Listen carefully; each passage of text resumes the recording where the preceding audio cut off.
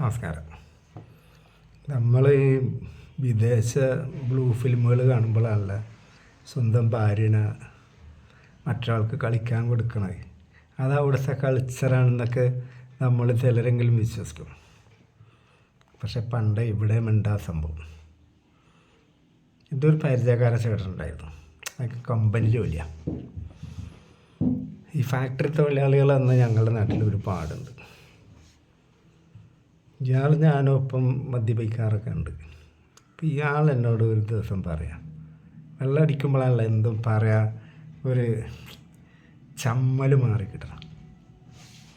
എൻ്റെ ഭാര്യക്ക് ഭയങ്കര മൈലേജാണ്, എനിക്ക് തീരെ മൈലേജ് കിട്ടില്ല. എനിക്ക് മനസ്സിലായില്ല സത്യം പറയാം. മൈലേജ് അതായത് ഇയാൾക്ക് പെട്ടെന്ന് വെള്ളം പോവും, പെണ്ണിന് തൃപ്തി കിട്ടലാണ്. അപ്പം ഇയാളുടെ ആവശ്യം ഞാൻ അവരൊന്ന് കളിച്ചു കൊടുക്കണം. കളിച്ചു കൊടുത്താൽ അതൊരു 2 വർഷമുണ്ട്. നെയ്യപ്പം തിന്ന രണ്ട് കാര്യമെന്ന് പറഞ്ഞ പോലെ അയാൾ എന്നോട് സത്യം പറഞ്ഞു. അവൾക്കൊരു സുഖം കിട്ടും, പിന്നെ അവളെ കളിക്കണ കാണുന്നത് എനിക്കും ഭയങ്കര ഒരു ഉത്തേജനം ഉണ്ടാവും. എൻ്റെ ഭാര്യ മറ്റാൾ കളിക്കുമ്പോൾ അവളുടെ മുഖമൊക്കെ വികാരം കൊണ്ട് ഇതിനോട് കോപ്പറേറ്റ് ചെയ്യണതൊക്കെ കാണാൻ വേണ്ടി എനിക്ക് ആഗ്രഹമുണ്ട്. എല്ലാവരും അങ്ങനെ ചെയ്യൂല. അന്ന് ചിലരങ്ങനെ ചെയ്തിരുന്നു. അതുകൊണ്ടാണല്ലോ എന്നോട് പറഞ്ഞത്. എനിക്കത് വലിയ പുതുമയൊന്നും തോന്നിയില്ല. കാരണം മനുഷ്യൻ്റെ മനസ്സ് ഡിഫറെൻ്റ് ടൈപ്പാണ്. എല്ലാവരും ഒരേ റൂട്ടിലൂടെ പോയിക്കൊള്ളണമെന്നില്ല. നാടോടുമ്പോൾ നാടിയോ ഓടുന്ന ആൾക്കാരല്ല, അല്ലാത്തവരുണ്ട്. എനിക്കതറിയും. ഞാൻ ഈ കേരളത്തിന് പുറത്തൊക്കെ അങ്ങനത്തെ സംഭവങ്ങൾ മനസ്സിലാക്കിയിട്ടുള്ള ആളാണ്. അതവിടെ നിൽക്കട്ടെ. ഞാനപ്പോൾ ഒരു ദിവസം അവിടെ ചെല്ലുമ്പോൾ ഇയാൾ പറയാം, നമുക്ക് വീട്ടിലേക്ക് പോവാം, അവിടെ നിന്ന് സാധനം അടിക്കാം, വെള്ളം അടിക്കാനേ ടച്ചിങ്സൊക്കെ ചേച്ചി ലാശം അടിക്കും. അങ്ങനെ ഇയാൾ പറയാം, നിങ്ങളെ കളിതമാശയൊക്കെ പറഞ്ഞിരിക്കും, ഞാനിപ്പോൾ വരാമെന്നൊക്കെ പറഞ്ഞേ. അപ്പോൾ ഞാൻ ഇയാളോട് ചോദിച്ചത്, നിങ്ങളവരോട് പറഞ്ഞിട്ടുണ്ടോ? ഞാൻ എന്ത് തമാശ അവരോട് കയറി പറഞ്ഞാൽ അവരെ വല്ല തൊടുക പിടിക്കുക ചെയ്താൽ വല്ല പ്രശ്നം ഉണ്ടായാലോ? അല്ല, അയാൾ വെട്ടി തുറന്ന് പറഞ്ഞു, നോക്കിയേ ഇവനെ നീ സമ്മതിച്ചാലേ തുടങ്ങുള്ളൂ, അല്ലാണ്ട് ഞാൻ വെറുതെ പറയാമെന്നാണ് വിചാരിച്ച് നിൽക്കണം. നീ ഒരു ഉറപ്പ് കൊടുക്കുക. അപ്പോൾ അവളെൻ്റെ മുഖത്ത് നോക്കി ചിരിച്ച്. അപ്പോൾ എനിക്ക് മനസ്സിലായി. അങ്ങനെ ഞാൻ ഇവരെ ബെഡ്റൂമിൽ കൊണ്ടുപോയി. എപ്പോഴും പരിപാടിക്ക് ഒരുങ്ങിയ പെണ്ണുങ്ങൾ നല്ല അടിവസ്ത്രങ്ങൾ, ഷഡ്ഡി, ബ്രേസിയറൊക്കെ ഇടുള്ളൂ. അന്ന് ചേട്ടത്തിനെ കൊണ്ട് പറ്റണ ഡ്രസ്സുകളൊക്കെ ഇട്ട് മുതലുണ്ട് കേട്ടോ. അത് ഇല്ലയെന്ന് പറയണ്ട. ഇപ്പോഴും അവർക്ക് ഒന്നും പറ്റിയിട്ടില്ല. അതിൻ്റെ മുലയൊക്കെ അത്യാവശ്യത്തിന് ഓവർ വലിപ്പമല്ലോ.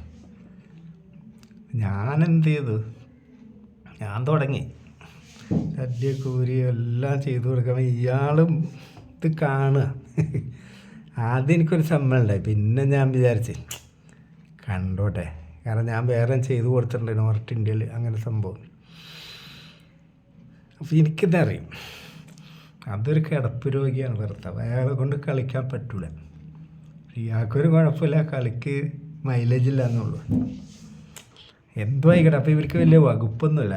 കുറച്ച് അടക്കയും തേങ്ങയൊക്കെ ഉണ്ട്. കഷ്ടിച്ചവിടെ ഒപ്പിച്ച് പോകാം, ഭക്ഷണത്തിനൊന്നും മുട്ടില്ല എന്നുള്ളൂ. അല്ല, ഹോസ്പിറ്റൽ കേസൊക്കെ വന്നാൽ ചെറിയൊരു കടമ്പരോ, അല്ലാണ്ട് അലട്ടലില്ല.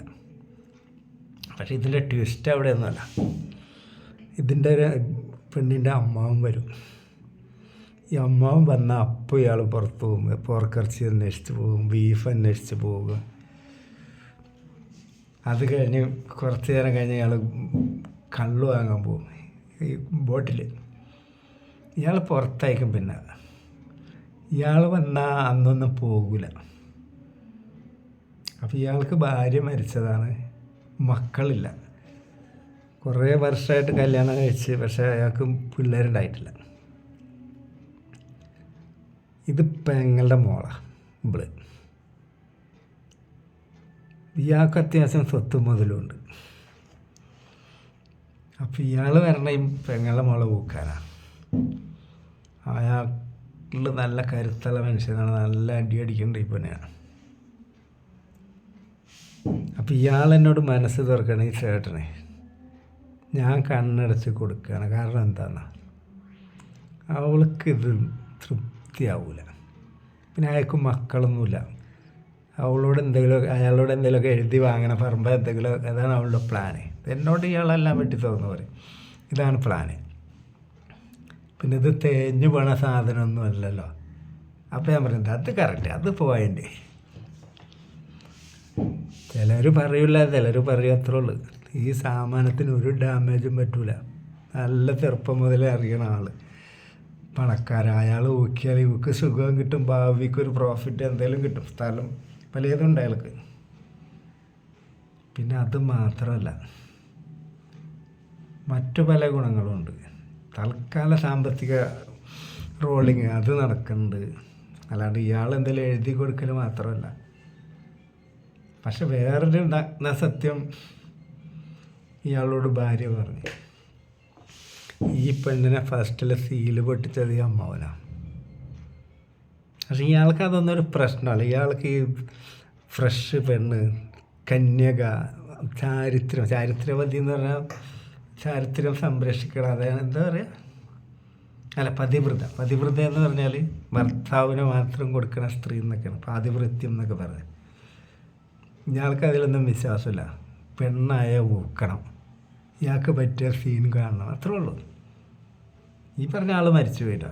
പക്ഷേ നല്ലൊരു മനുഷ്യനാണ്. അയാളുടെ ഒരു ബ്രോഡ് മൈൻഡ് ആലോചിച്ച് നോക്കി. അയാൾക്കൊന്ന് കണ്ടാൽ മതി. നല്ല പൈങ്കിളി കളിച്ച പെണ്ണിനെ എനിക്ക് കളിക്കാൻ തന്നു. കണ്ടോട്ടെ, ചില ആൾക്കാർക്ക് അതുമേലാണ് സുഖമെങ്കിലോ. ഞാൻ അയാളുടെ സാധനം കണ്ട് ഒരു ചെറിയ സുക്കാടി. അപ്പോൾ ഈ പെണ്ണിന് ഒന്നും ആവില്ല. അപ്പോൾ അയാളത് കണ്ടറിഞ്ഞു. എത്ര വീട്ടിൽ കണ്ടറിയാണ്ട് അത് വെച്ച് അഡ്ജസ്റ്റ് ചെയ്യുന്നുണ്ട്. പെണ്ണുങ്ങൾ വാണം അടിച്ച് മരിക്കലുണ്ട്. ചില പെണ്ണുങ്ങൾ സഹികെട്ടായിരിക്കെങ്കിലും കൊടുക്കും. അപ്പോൾ വലിയ പ്രശ്നമാവും. സംസ്കാരം തകർത്ത് ചാരിത്രം പൊളിച്ച് കേരള സംസ്കാരം ഇതായി അവൾക്ക് എന്തിൻ്റെ കേടാ, ഭർത്താവില്ലേ, മക്കളില്ല.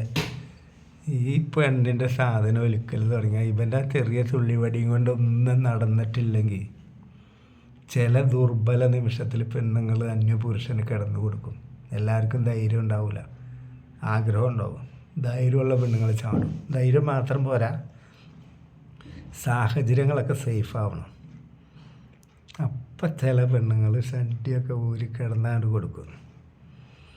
ഇത് പിടിക്കപ്പെടുവോളം ഇതൊരു കല. വേറൊരു കാര്യം ഞാൻ പറഞ്ഞുതരാം. സ്വന്തം ഭാര്യനെ അല്ലാത്ത വേറെ പെണ്ണിനെ കളിക്കുമ്പോൾ അതിൻ്റെ ഒരു സുഖം വേറെ. അതേപോലെ പെണ്ണുങ്ങൾക്കും സ്വന്തം ഭർത്താവ് അടിച്ചു കൊടുക്കണതിലേറെ ത്രില്ല്, കുറച്ചുകൂടി കളി പരിചയമുള്ള അന്യ പുരുഷനാണെങ്കിൽ ഇങ്ങോട്ട് കോപ്പറേറ്റ് ചെയ്യാനും ഒക്കെ താല്പര്യം കാണിക്കും. സ്വന്തം ഭർത്താവിൻ്റെ അടുത്തൊരു ലിമിറ്റൊക്കെ ഉണ്ട് ഇവർക്ക്. ഞാനിതിൽ വലിയ എക്സ്പീരിയൻസ്ഡ് ആണെന്ന് അയാൾക്ക് തോന്നിയാലെന്നൊക്കെ വിചാരിച്ചിട്ട് ഒരു മറ. പക്ഷെ അന്യപുരുഷൻ്റെ അടുത്ത് ആ മറ ഉണ്ടാവില്ല. അവർക്ക് എന്തും ചെയ്യാം, ചെയ്യിപ്പിക്കാം. അതൊരു ഫൈറ്റാണ്. ഫൈറ്റ് എന്ന് പറയുന്നത് സുഖമുള്ളൊരു ഫൈറ്റ്. ഈ ലോകത്ത് എന്തൊക്കെ നടക്കുന്നുണ്ട് മക്കളെ. അമ്മാവും കളിക്കുന്നുണ്ട്, കൂട്ടുകാരൻ പ്രായത്തിനുള്ള ആളായിട്ടുള്ള ഞാൻ, വേറെ സുഹൃത്ത് മാത്രം എന്നെ കൊണ്ട് കളിപ്പിക്കണം. അയാളുടെ ഭാര്യക്ക് സുഖം കിട്ടട്ടെ എന്നുള്ളതാണ് അതിൻ്റെ മെയിന്. ഇയാൾക്ക് സീൻ കാണൽ മാത്രമല്ല, ആ ഭാര്യനോട് അയാൾക്ക് എത്ര സ്നേഹമാണ്.